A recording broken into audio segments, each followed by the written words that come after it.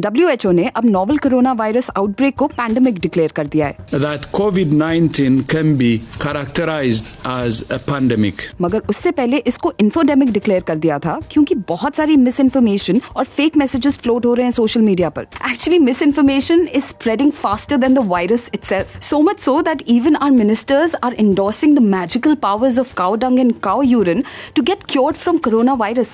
To get an idea of how weird the scene is, just look at one of the WhatsApp forwards like this one, which claims that an old Chinese doctor has actually found the cure for coronavirus, and it's actually just a bowl of garlic. Obviously, WHO ने बोल दिया है that there is no scientific evidence to this study. Another message claims that consumption of vitamin C can actually kill the virus even if you're infected with it. There are scientists in China who are trying to understand the link of vitamin C with coronavirus, but there's actually no study yet to prove the same. And it's probably because of messages like these that people in India and around the world have resorted to panic buying of masks and sanitizers. हमें लग रहा है कि अगर हम mask और sanitisers use करेंगे तो हम सेफ रहेंगे, मगर ऐसा है नहीं. Doctors say that COVID-19 isn't transmitted through air unless someone sneezes or coughs in your face.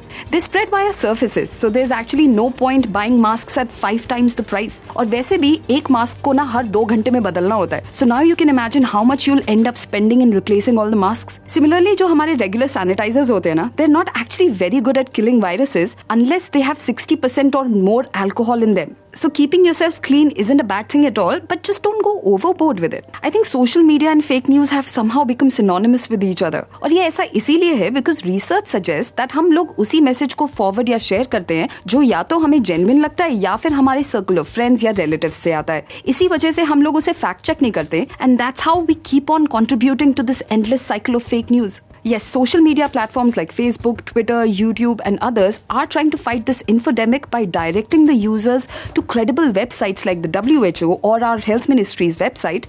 But itni sari misinformation hai na that these companies are facing an uphill task in controlling it because they are fighting the very algorithm which is built to prioritize speed and engagement. Even the government has issued public health advisory on various social media platforms to contain the spread of misinformation around coronavirus. But their COVID-19 का mortality rate अभी 3.4% के around है और ये इसीलिए ज्यादा है क्योंकि वुहान जो एपिसेंटर है इस आउटब्रेक का, वहाँ सबसे ज्यादा डेथ्स हुई हैं. It's 5.8% in Wuhan right now and 0.7% in the rest of China.